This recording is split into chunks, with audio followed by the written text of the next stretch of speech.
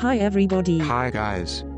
Frankly, we were pretty shocked and shy at the end of our last episode of Deaf is in Wonderland. And then our intentions to explain one specific statement we have forgot. The statement was, I'm using signed German for this statement. Where there is a lot of debt or crime, there is mercy. But how is the word grace to be understood at all? For an example, one person was sentenced to death, and he will be executed. By applying to the judge, the court can exercise mercy and revise the sentence for life. Or another example, ask for mercy that God will forgive us. But first, we would like to give you an illustration of how the perspective of religion is determined. The word grace has an elementary meaning in religion. Let's start with the thought. When children tell adults that they have seen a hidden monster under their bed, the children are afraid because they think the monster is real in their room.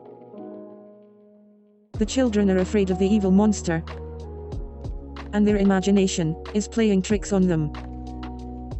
Over time, they can explain their own imagination, because it was actually just a construct of light and shadow that made their imagination run wild. But how do the parents deal with their children in this situation? So there are parents who still affirm this childish fantasy of the monster and think that it wants to devour them. Or do the parents protect the child by turning on a light in the nursery so that the monster disappears immediately? Therefore it is surprising how the church justifies their faith and, above all, how badly they dealt with grace. A monster under the bed. As adults, we don't believe that, because we even know it. But let us imagine that this monster, for us adults, is a kind of symbolism for our fear of dying. The question of meaning in life, what happens to us after our death. It doesn't matter if you are scientist, teacher, or parents. If there is any kind of afterlife, nobody knows that, but somewhere each of us has some idea and belief of what might happen. How the individual beliefs may take shape is extremely different. That is up to everyone. For example, there is an idea, when you die, you will go to heaven. Your soul rises, and you meet old friends and your family. It is heavenly. Or the opposite happens, your soul goes straight to hell. Nobody will wait for you, neither friends nor deceased family members. It is hellish. That's why I think how the responsible authorities who abused the deaf boys, which we saw in our last episode, this form of power and exploitation, it's just merciless. The children grew up saying that this was normal, but it is extremely bottomless. Each and every one of us, regardless of whether male or female, is responsible for his or her actions. And the pastor we haven't seen, he just got away with any kind of conviction, because he was protected by the Vatican. I don't think that's okay. Anyway, now, we're going to take a look at today's video recommendation. I have to check it out who has sent it to us. I see that Judah, she gave us a recommendation for a film trailer called Ingelore. In 2009, the documentary Ingelore shows the time of National Socialism and how the National Socialist regime gained power. The famous film called Schindler's List by the director Steven Spielberg deals with this dreadful time.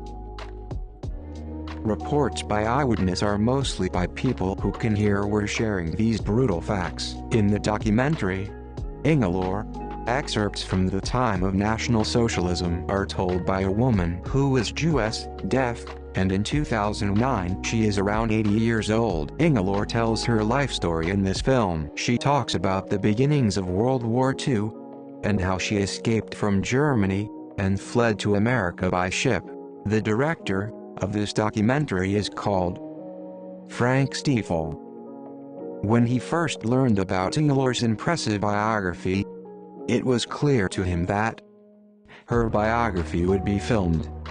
The result is very moving and touching. Who of us is taking care of the subtitle today? I'm handing it to you today. Alright, that's not a problem. I can do that. Thank you. With pleasure. Ready to go? Yes, I want to watch it. I was born in Germany, October 27, 1924. My mother would not admit that I was deaf. I was lonely. I cannot talk.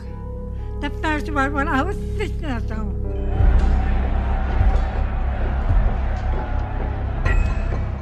I began to see the other children treated me differently. I didn't understand what is your shoes mean.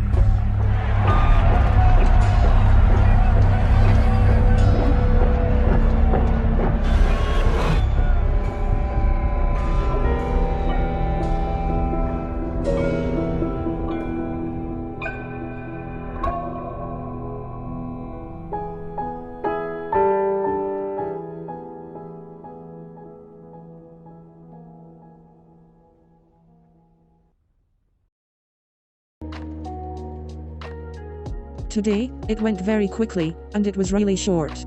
There was no hardly subtitle you have to follow. You took a hiatus from caption racing. It is granted to me. Just once, at last, my luck is in. Good for you. Well, you know, the film reflects on the fact that the Nazi period should be part of general knowledge. It is the job of all of us that such a cruel time will never come back. And that means, we still have a lot of stories to see about, so that it's never forgotten. You are absolutely right. I know a great documentary recommendation for you at home, guys. The DVD with called Deaf Austrians Under National Socialism. Miss Magistra Dr. Philosopher Verena Krausnicker and Miss Magistra Katerina Schalber were the luminaries of this production.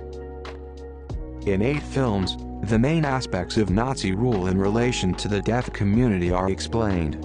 It's about deaf clubs, deaf schools, war, show, camps, forced sterilization, resistance, and a lot more. All of these topics are explained. The film is without sound, and with Austrian Sign Language, with German subtitle. A very successful production. All the topics that can be found on the DVD. I show that to my hearing students in my sign language classes for beginners. I really like it, to incorporate this DVD in the classroom, because the participants do even more learn to understand our cultural aspects. It is essential. It shouldn't be the case to focus on the basic vocabulary, what sign looks like for the apple and for the pear, but also should show a part of our deaf culture. Therefore, I find the material exemplary, and hearing participants are carried away. If deaf sign language teachers are watching, I can really recommend the DVD to you. I fall into line. I also use the DVD in my lessons. Many deaf people grow up in the dark when it comes to deaf history and culture. There is hardly any material in Austria about it, and that's why I also show the DVD in class. Many deaf people are dismayed about the time. That's why I would like to advise you on the DVD. Check it out. Chuda, we would like to thank you for the video recommendation. We hope you enjoyed it today. Subscribe to our Deaf is in Wonderland channels, and give us a like. The link to the DVD, Deaf Austrians Under National Socialism, you can find in our information box. Thank you for watching, and we are happy to see you again next time. All the best. Greet you.